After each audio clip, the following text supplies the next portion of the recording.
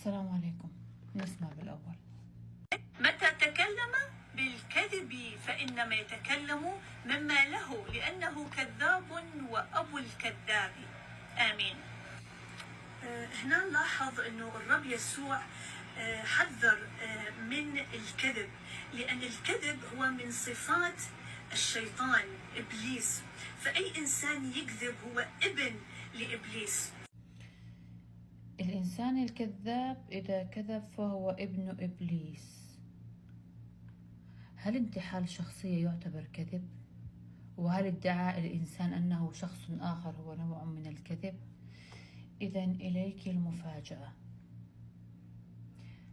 ابن الرب عندك أو الرب عندك أيا كان قد نزل على الأرض بهيئة بشر وادعى أنه بشري، وحينما جربه الشيطان وسأله هل هو ابن إله لم يعترف بل بقي على كذبه.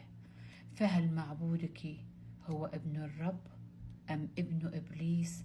لأنه قد كذب في شخصه وفي من هو. عليك الجواب. كمل.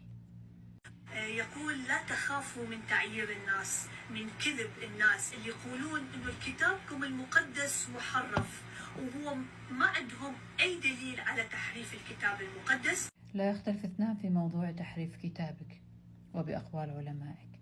سأعطيك مثالا بسيطا. الفصل اليوحناوية عندك في إنجيل يوحنا الذين يشهدون في السماء هم ثلاثة، الآب والابن والروح القدس. في جميع الترجمات لا توجد كلمة الآب والابن والروح القدس إلا في الفان دايك. حتى في الترجمات الإنجليزية نجد أنه يقول أن الذين يشهدون هم ثلاثة وينتهي النص عند ذلك. هذه هي ترجمة النصوص إلى الإنجليزية بترجمات مختلفة.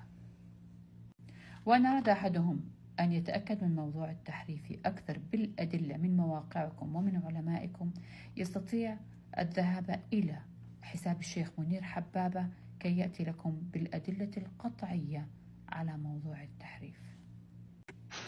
بسم الآب والابن والروح القدس إله واحد لا شريك له.